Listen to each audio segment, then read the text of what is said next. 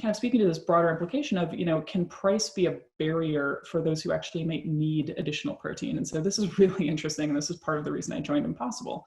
In the United States, we eat more protein than we need, like double the amount of protein, 50% more at the very least, compared to like fiber, which we don't eat enough of. And yet we load our products with protein because we're convinced we need more. So like there's protein-filled coffee drinks right now in the place around the corner from me. So it's fascinating, right? So there's places where we're currently in market that have plenty of protein out there. And then there's areas of the world where there is actual protein deficiency. There's also areas of the United States where there's undernourishment and there's not enough protein access.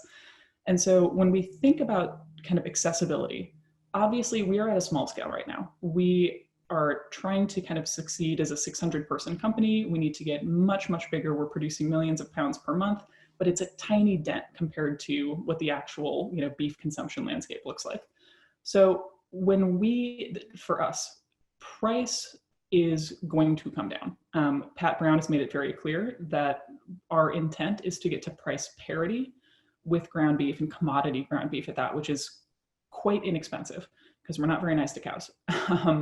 Now, right now we're priced at a premium. We were priced at more of a premium. We've actually had significant price drops to our distributors over the past year. And as we scale, we'll be able to continue extending those kind of reduced prices till we start getting closer and closer to that parity line with ground beef at commodity purchasing. So I can't say when that will happen, but that is very much the intent to get us there.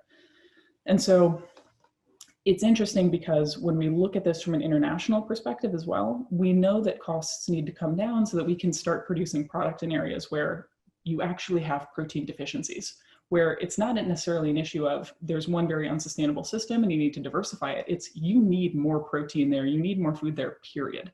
So that's where I think that plant-based meat is really interesting. Because we have these flexible supply chains, because manufacturing is very different, it's something where I think from an international development perspective, it can be quite agile, but we're not there yet in terms of, just growth yet. And so it's an interesting topic for sure. And I don't think anyone at the company wants price to ever be a barrier for anyone who's trying to get a more sustainable option, or for anyone who just needs, good food.